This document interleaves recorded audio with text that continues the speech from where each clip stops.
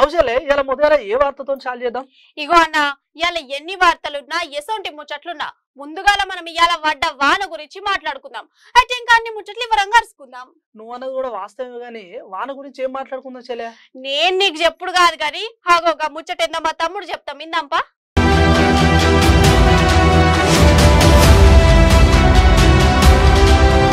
అబ్బబ్బా ఏం వానాలు రా నాయన, 3 రోజుల సంది ఒకటే వాన. బయటికి పోదామన్నా లోపలికి రావాలన్నా మస్తు తిప్పలవుతున్నది. 3 రోజుల సంది మన తాన వాన ముస్తారు మస్తుగానే ఉన్నది పోండ్రి.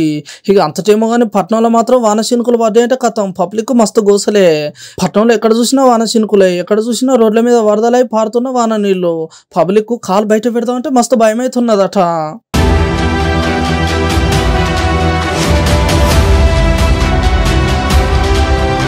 ఇక పట్నంలో వాన ఏ తిరుగున్నదంటే అగో హుసేన్ సాగర్ నిండిపోయింది. అక్కడక్కడ పెద్ద పెద్ద కాలువలు పొంగి పొర్లుతున్నాయి.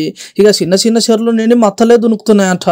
ఇక ఎక్కడ చూసినా జోరుగా వానలు. మనుషులు బయటికి పోతే కథం ఒకల మొగలు ఒకలు కనబడకుండా వాన ముసరే ఉన్నదట. మొత్తము మస్తు పర్సన్ అవుతున్నారు పట్నం పబ్లిక్ అయితే.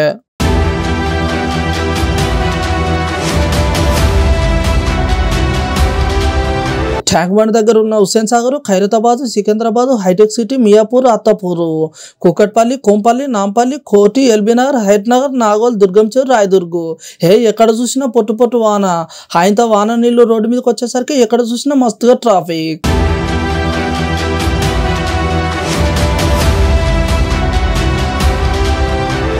ఉత్త టైంలోనే మన పట్టణంలో మస్తు ట్రాఫిక్ ఉంటుంది. ఇక ఇప్పుడు మళ్ళీ దానికి తోడు వానలు పడేసరికి పట్టణంలో పబ్లిక్ మస్తు గోస అవుతున్నాయి ఈ ట్రాఫిక్ తోని. ఇక పొద్దుగా లేచి కొలువు బయటోళ్ళకైతే మస్తు తిప్పలు అవుతున్నాయని చెప్పుకోవాలి.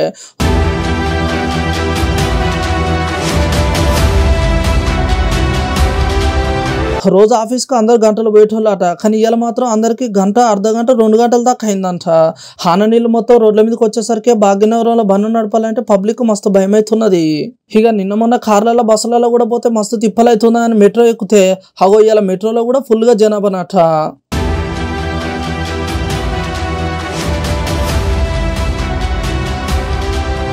మొత్తానికైతే ఈ పొద్దుల వానలు ఇంకా 2-3 రోజులు పడేట్టు ఉన్నాయని చెప్తున్నారు వాతావరణ శాఖ పెద్ద సార్లు.